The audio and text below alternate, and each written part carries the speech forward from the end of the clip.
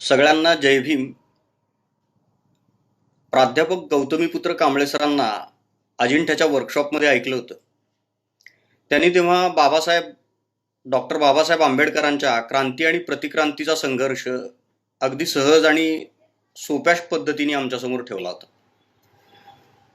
ज्या दोन महामानवांमुळे आपण शिकलो, शहाणे झालो, त्या क्रांतिबा ज्योतिबा फुले आणि डॉक्टर बाबासाहेब आंबेडकर यांची जयंती आपण या मंचावर साजरी करतो. त्यानिमित्तानं सेक्युलर आर्ट मुवमेंटतर्फे कलाचर्चा होत आहे. आणि प्रभाकर माझा खूप आधीपासूनचा मित्र आहे, पण तो मला नंतर एका वेगळ्याच मित्राच्या रूपात भेटला, जो प्राध्यापक गौतमीपुत्र कांबळे सरांसोबत अनेक लोकांना एकत्र जोडण्याचं काम करतोय सध्याला. या सेक्युलर आर्ट मुवमेंटच्या मंचावर आणण्याचं, एकत्र गुंफण्याचं काम करतोय. त्याच्या कामाला शुभेच्छा. तर मी आता पुढं फार काही न बोलता मी कविता वाचायला सुरू करेन. आणि मला एक सांगायचं आहे की माझ्या या कवितेमध्ये तो संघर्ष नाही आहे जो या मंचावरील अनेक कलावंतांच्या कलाकृतीमध्ये आहे.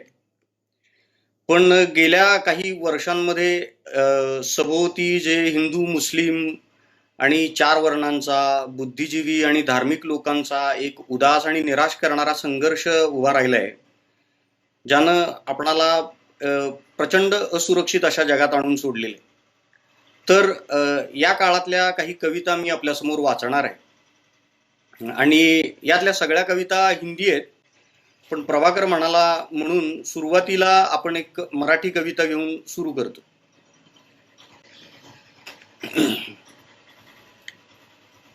तर मी कविता वाचतोय.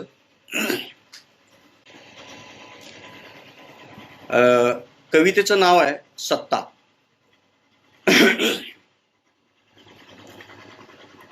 देशानं पालटला वेश, जाती धर्मांचा फेस फसा वर चढला. देशानं पालटला वेश, जाती धर्मांचा फेस फसा वर चढला. फुसूक फास अंगाला नॅशनलिझमचा डिओड्रंट.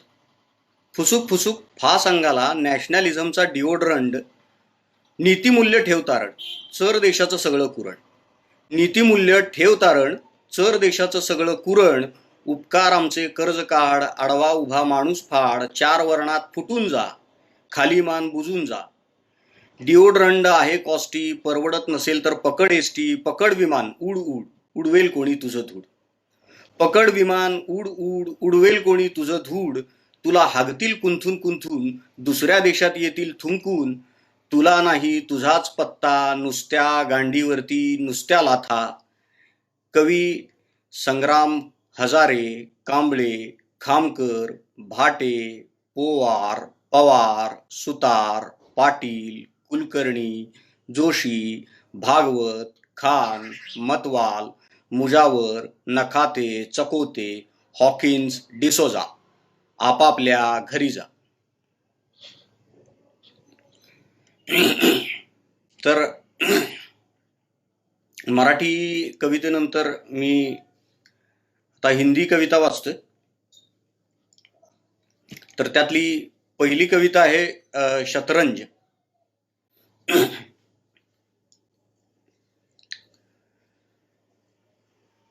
तू तो अब भी क्या बोलेगा, लगा के ताले चुप हो जा. खेल का केवल मोहरा तू, मूंद के आंखें चल सो जा. तू तो अब भी क्या बोलेगा, लगा के ताले चुप हो जा. खेल का केवल मोहरा तू, मूंद के आंखें चल सो जा. 64 खाने दौड़ लगा तू, हर एक खाना लिए उधार. 64 खाने दौड़ लगा तू, हर एक खाना लिए उधार. काला हो या सफेद खाना, हर खाने में तेरी हार.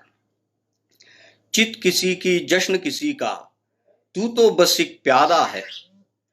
हैसियत से मिला है जितना, तेरे लिए ये ज्यादा है.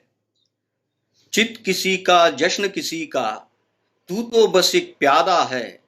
हैसियत से मिला है जितना, तेरे लिए ये ज्यादा है.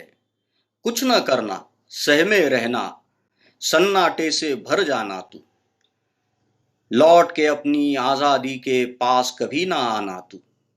कुछ न करना सहमे रहना, सन्नाटे से भर जाना तू, लौट के अपनी आजादी के पास कभी ना आना तू।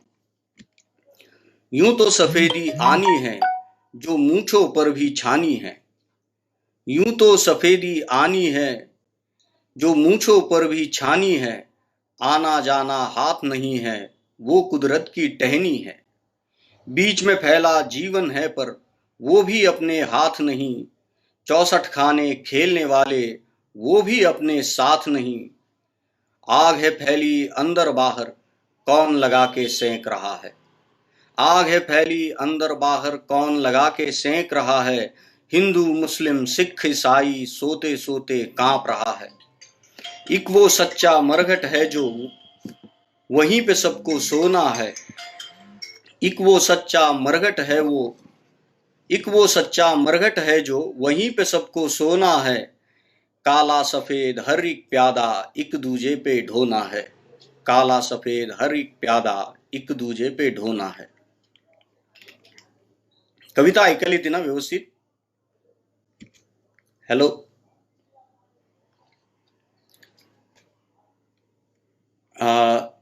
माझ्या पुढच्या कवितेचं नाव आहे द्यूत.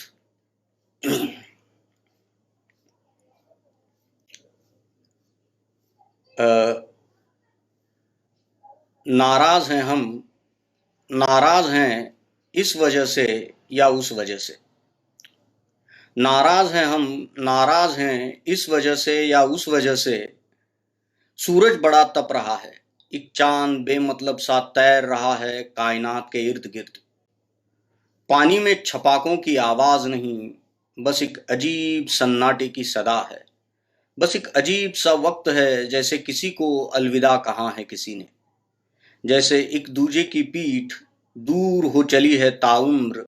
नाराज हैं हम इस संगदिली से, इस अलविदा के सन्नाटे से। नाराज हैं हम, नाराज हैं न जाने किस वजह से या उस वजह से।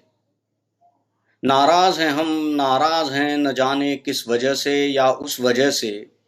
बड़े दिनों से न तुमने मुझे याद किया न मैंने तुम्हारा जिक्र किया, न तुम मुझसे लड़ पड़े न मैंने तुम पे हक जताया।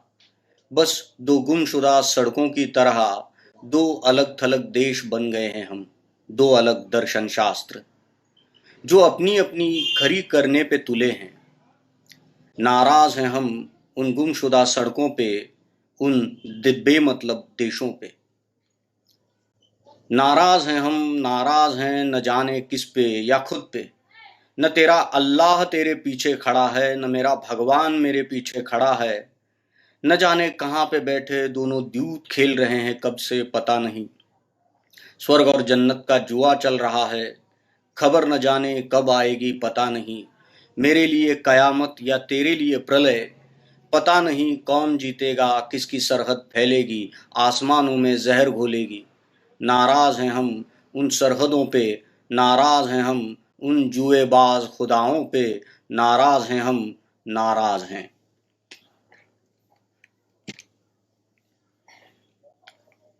यानंतरची कविता आहे, त्या कवितेचं नाव आहे सत्य. सत्य क्या होता है? सत्य गुजरा जमाना होता है या आज या अभी या आने वाला कल होता है। सत्य क्या होता है? सत्य गुजरा जमाना होता है या आज या अभी या आने वाला कल होता है, या फल होता है जो पेड़ से गिरता है और हाथ में आता है, जो छीन भी लिया जाता है या खा भी लिया जाता है। वो परतों में छिपा होता है या आकाश के भांति नंगा होता है। वो परतों में छिपा होता है या आकाश के भांति नंगा होता है। वो बच्चे की मुस्कान सा होता है या गुर्राती जुबान सा। वो खुशबू होता है या गटर की बदबू सा। वो सबके लिए एक सा होता है या अहम से जुड़े दायरे में रहता है। वो सबके लिए एक सा होता है या अहम से जुड़े दायरे में रहता है। वो सड़क के किनारे सोता है या घर में घुट के रोता है। वो सड़क के किनारे सोता है या घर में घुट के रोता है। सत्य आखिर दिखता कैसे है? वो अफ्रीकन सा काला होता है या अमेरिका सा गोरा होता है? वो रशियन होता है या एशियन होता है? वो हिंदुस्तान पाकिस्तान की लकीर होता है या कोई पुजारी या फकीर होता है? वो इंसान होता है या धर्म होता है, या जानवरों सा इंद्रियों का कर्म होता है? यह सत्य क्या है जिसे जन्म और मृत्यु के बीच में उछाला जाता है, इंसानों के चुल्लू भर दिमाग में उबाला जाता है? ये भाप की तरह उड़ जाने वाला सत्य आखिर होता कैसे है? ये भाप की तरह उड़ जाने वाला सत्य आखिर होता कैसे है?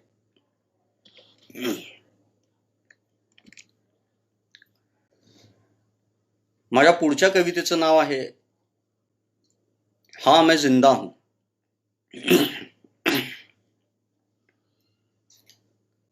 हाँ मैं जिंदा हूं, मैं सो के अभी उठा हूं और आज भी मैं जिंदा हूं.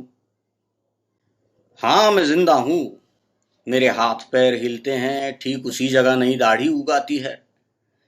हड्डियों के जोड़ों का मैकेनिज्म यूं ही चलता रहता है. हाँ मेरी गर्दन इधर उधर मुड़ती है भाई, मेरी पीठ लेटती है, मैं अपने कूल्हों पे आराम से बैठता भी हूँ. हाँ मैं जिंदा हूँ, मैं खाता पीता चलता फिरता जिंदा हूँ. हाँ भाई अच्छा खासा जिंदा हूँ. अरे लाईट गेली रे, काय अवघड आहे. हॅलो लाईट गेली आता आपल्या. हॅलो, लाईट गेलेली आहे इकडली. काय कळे ना. शे. काय रे. हॅलो, हा लाईटच गेलेली आहे. हॅलो प्रभाकर. हे लाईव्ह अवघड आहे बाबा, आपल्याकडे जो बघ की. ते नव्हे, पण लाईट हे झाली रे. लाईट गेली, आवाज येतोय.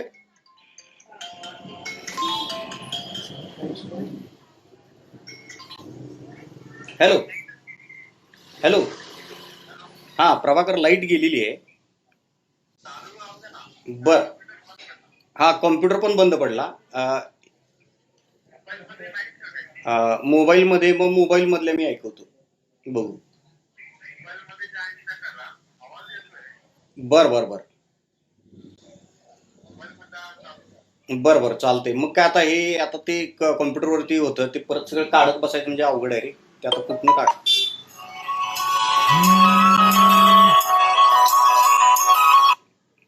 हॅलो,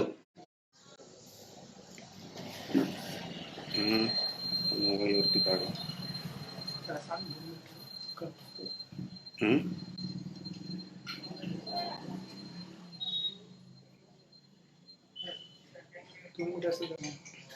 हॅलो, हा अरे लाईट गेली रे, लाईट गेल्या. एक मिनिट मी हे बघतोय फक्त. हा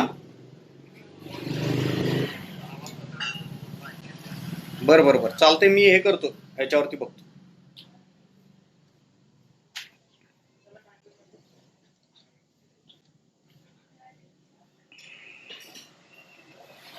मला वाटलं एक मिनिट थांब, मला तर मी विसरलो कुठे गेल्या सगळ्या कविता. काही माणूस वाचून दाखवून तुमचा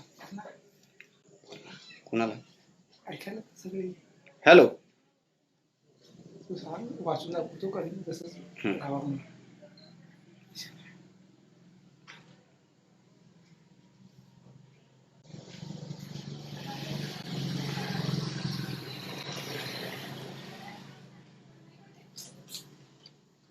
अरे ते सगळंच त्याच्यावरती गेलं रे.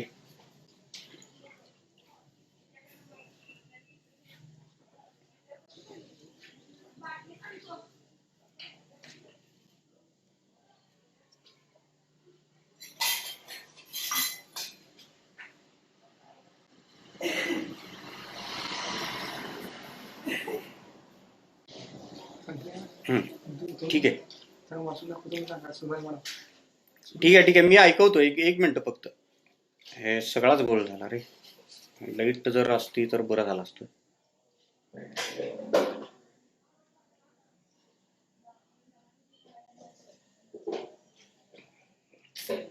काय आपलं एकच मिनिट. Hello hello.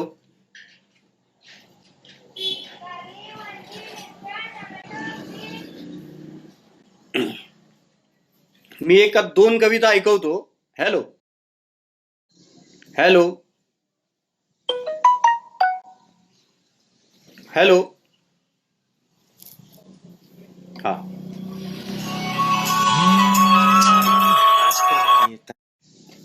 हॅलो. वाचा सुरू कर. हा जरा दार दार हे कर. हॅलो.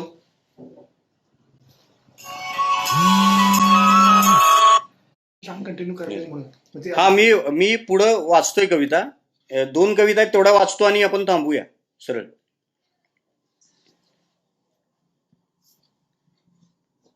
कवितेचं नाव आहे मिट्टी. वो एक पंछी की आवाज थी जिसने मुझे बेहोश किया. वो एक पंछी की आवाज थी जिसने मुझे बेहोश किया. वो एक पेड़ था जो सरसराहट के साथ गुनगुनाया. वो एक पंछी की आवाज थी जिसने मुझे बेहोश किया. वो एक पेड़ था जो सरसराहट के साथ गुनगुनाया.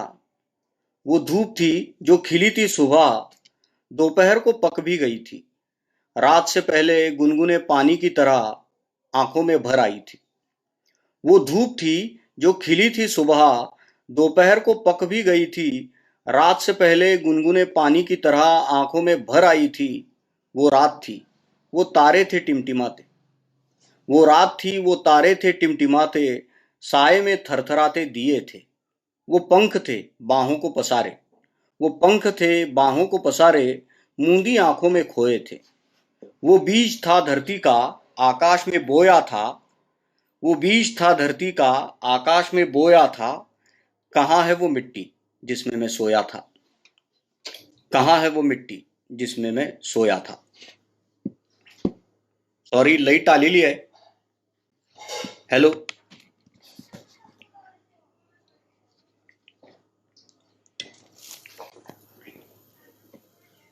जरा ह्याला प्रभाकरला फोन लावतोस काय.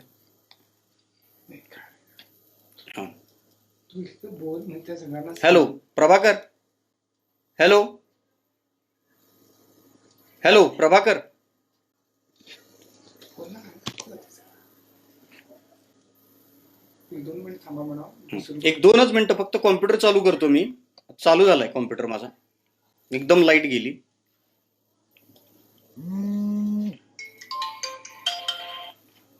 हॅलो. हा सुरू झालंय. लाईट आली आता. हा हॅलो. हा हा करतो सुरू. आपण एक 5 ते 5 मिनिटं लागतील. 5-6 मिनिटं अजून. हा हा हा हा चालते चालते चालते. फारच हे झालं रे.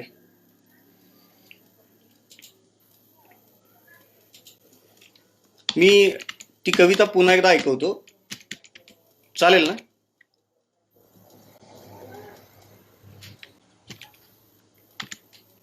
हीच ऐकवत होतो ना. कवितेचं नाव आहे हॅलो. हा मी ती कविता परत एकदा ऐकवतोय. हाँ मैं जिंदा हूं. हाँ मैं जिंदा हूं. मैं सो के अभी उठा हूं और आज भी मैं जिंदा हूं. हाँ मैं जिंदा हूं. मेरे हाथ पैर हिलते हैं. ठीक उसी जगह नई दाढ़ी उगा आती है. ठीक उसी जगह नई दाढ़ी उगाती है. हड्डियों के जोड़ों का मैकेनिज्म यूं ही चलता रहता है.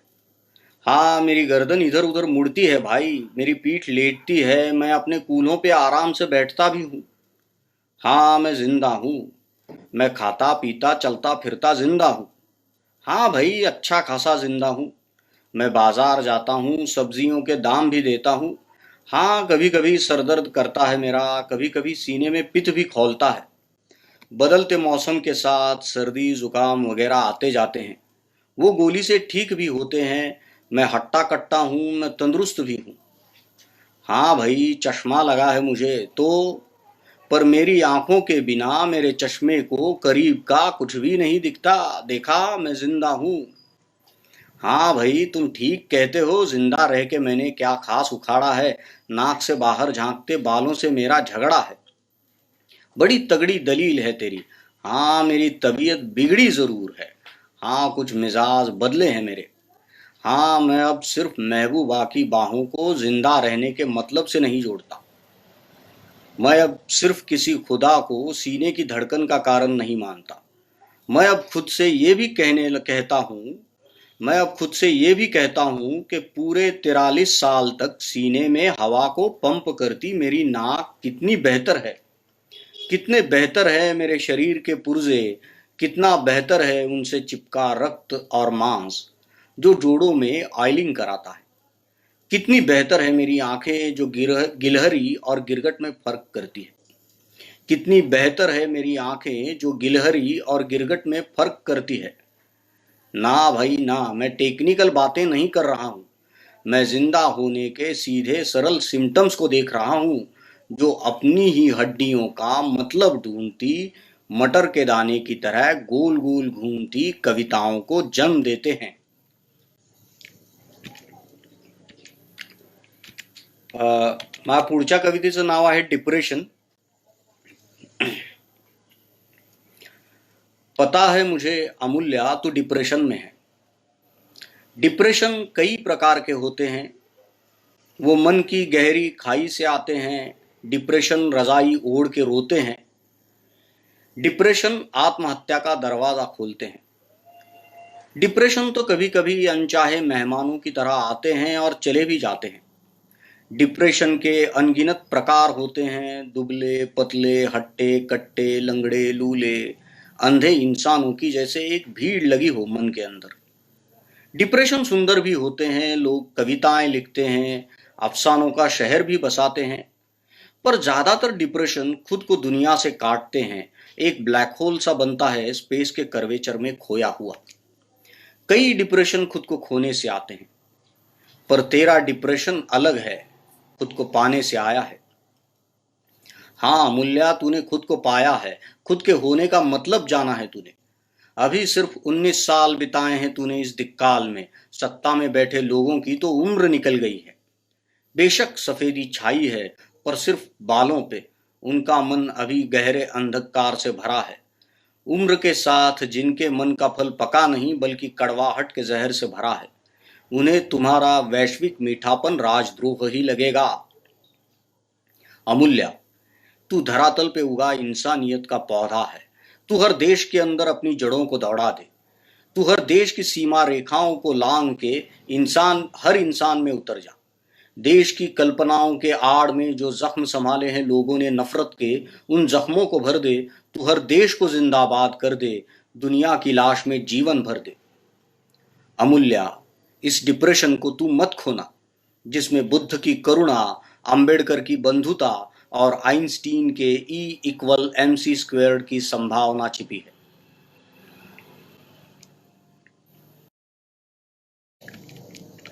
माझ्या पुढच्या कवितेचं नाव आहे रोटी. लहान कविता है, छोटी कविता ही. थोड़ी मिट्टी ले लो थोड़ा आकाश, थोड़ी छाया ले लो थोड़ा प्रकाश. थोड़ी मिट्टी ले लो थोड़ा आकाश, थोड़ी छाया ले लो थोड़ा प्रकाश. मिट्टी का आटा गूंदो, पानी डालो, एक कहानी संग थोड़ा खेलो. मिट्टी का आटा गूंदो, पानी डालो, एक कहानी संग थोड़ा खेलो. थपथपाओ पकाओ रोटी, थपथपाओ पकाओ रोटी. थोड़ा आकाश थोड़ी मिट्टी, थोड़ा आकाश थोड़ी मिट्टी.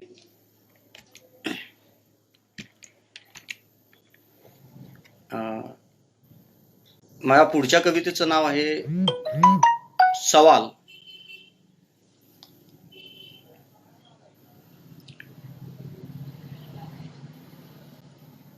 पुढच्या कवितेचं नाव आहे सवाल. ऐसा अक्सर होता है, इंसान पैदा होता है सवालों से घिरता है.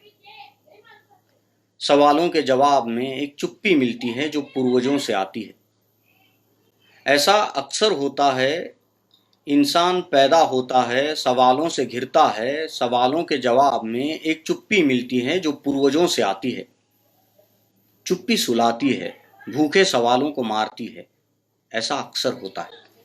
चुप्पी सुलाती है, भूखे सवालों को मारती है, ऐसा अक्सर होता है। पर ऐसा हर बार नहीं होता, पर ऐसा हर बार नहीं होता। कई बार सवाल मरता नहीं, कई बार सवाल मरता नहीं। वो दौड़ता है ब्रह्मांड की धमनियों में, वो गैलीलियो की दूरबीन से झांकता है, वो गैलीलियो की दूरबीन से झांकता है।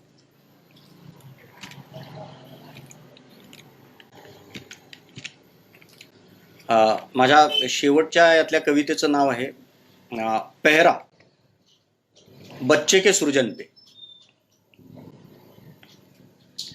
मैं जब कहूंगा आप सोचेंगे, आप सोचेंगे कि मैं बच्चा हूं।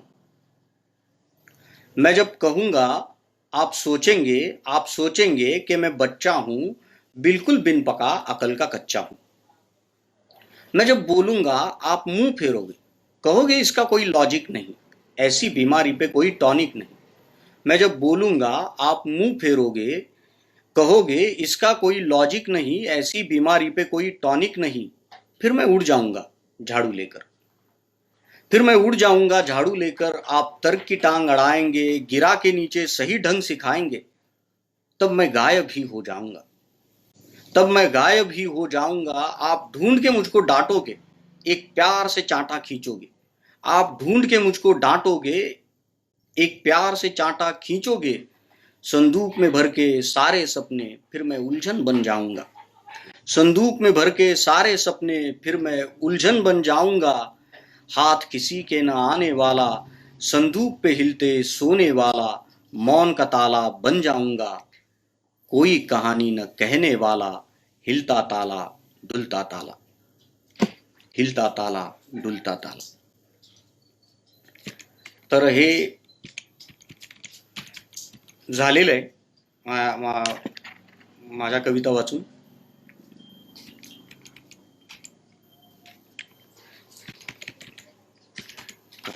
प्रभाकरला फोन, हॅलो। तर थोड्या चुका झाल्या याच्यात वाचताना वगैरे, पुन्हा लाईट गेली आणि ते सगळंच अवघड होऊन बसलं। त्याबद्दल तुम्ही क्षमा करा मला। आणि आता मी थांबू का प्रभाकर? हॅलो,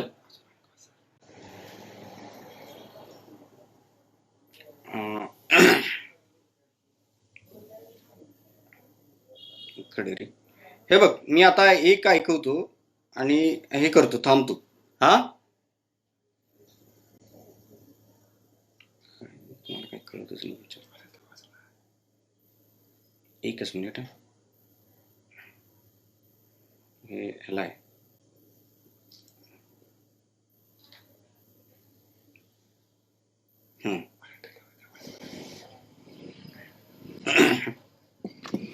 हॅलो, हा,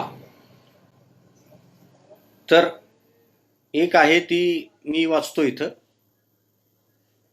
मराठी कविता, आणि आपण मग थांबूया। कवितेचं नाव आहे स्लिपरिझम। मी माणूस आहे तोही साधाच, त्याची दिनचर्याही तशीच, कशी बशीच। आजचा दिवस सरता सरेना, ढकलला, अंग चटीला आला, बुकलला, आपटला तोंडावर सपशे। उद्या काय फाटकी स्लीपर, उचल पाय, नेहमीचा स्लीपर छिद्रात्मक आहे। तुडव रस्ता, पृथ्वीच्या मालकीचा नाही कुणाच्या बापाचा, आमचा साधा असा स्लीपरिझम, कळत नाही त्याला नॅशनॅलिझम। पायाखाली जमीन आहे म्हणून चालतोय, पृथ्वीला गुरुत्वाकर्षण आहे म्हणून चिकटलोय, नाहीतर उडलो नसतो काय तुमच्यासारखा या जगावर। बापानं झक मारली तवा जन्म आलो, बापावर केस करा, मी शेवटी उपराच देशादेशांच्या जंगलात, मी शेवटी उपराच देशादेशांच्या जंगलात।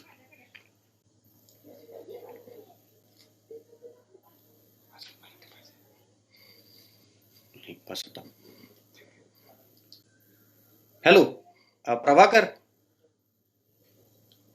अरे ते काय करू,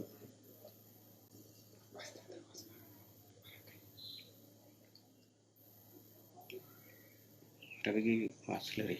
एक मिनिट. नाही याच्यात काय हे नाही आहे रे. फिनिश करा म्हटलं तर ठीक आहे. त्याला फोन लावा प्रभाकर.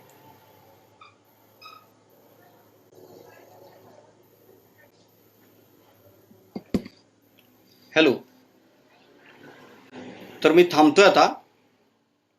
हॅलो. कारण वेळ मी भरपूर घेतला तुमचा. ॲक्च्युली 20-25 मिनिटात संपवायचं होतं. हां हॅलो. हां मी हे करतोय आता, बाहेर पडतोय आता. हां हां. बरं बरं ठीक आहे ठीक आहे. अरे ते सगळंच हे झालं, मध्ये जरा अडचण आली. अरे मराठी आत्ता ऐकवली ना मी, आत्ता ऐकवली. बरं बघतो, थांब एक मिनिट. बरं बरं ठीक आहे ठीक आहे.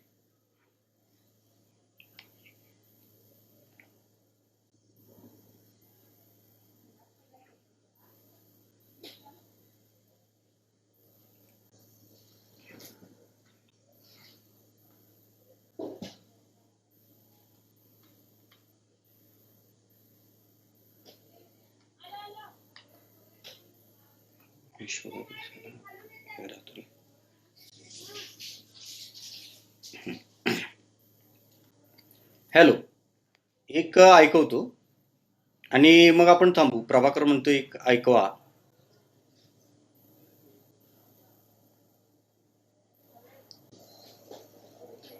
कुठं गेलं रे.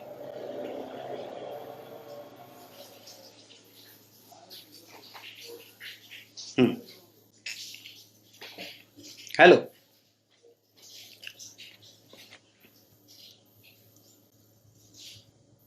ऐकवतो मी. आपल्याला स्वातंत्र्य मिळून फक्त 70 वर्षच तर उलटली. राज्यांचे तुकडे जुळवून त्यांचा देश होऊन फक्त 70 वर्षच तर उलटली. अजून आपण लहान आहोत. अजून आपण शेंबूड चटतो. अजून शहाणी माणसं आपलं नाक पुसतात. राग न करता आपली गांड धुतात. आपण कुणाच्याही मांडीवर अजून मुततो. आंबेडकर म्हणत नाही की गांधीजी म्हणत नाही, दाभोळकर म्हणत नाही की पानसरे म्हणत नाही. बिचारे तरीही आपलं बोट धरून चालवतात. शहाणं व्हा, शिका, मोठे व्हा म्हणतात. आपण हट्टी, शेवटी गाढवच. आपण म्हणतो बॉम्ब द्या, बंदूक द्या, धनुष्य द्या, तलवार द्या. खेळायला असलंच काय काय मागतो. आपणाला अजूनही ढिशूम ढिशूम आवडते. आपण लाथा मारतो, आपण बुक्क्या घालतो, टाळकं फोडून लपून बसतो.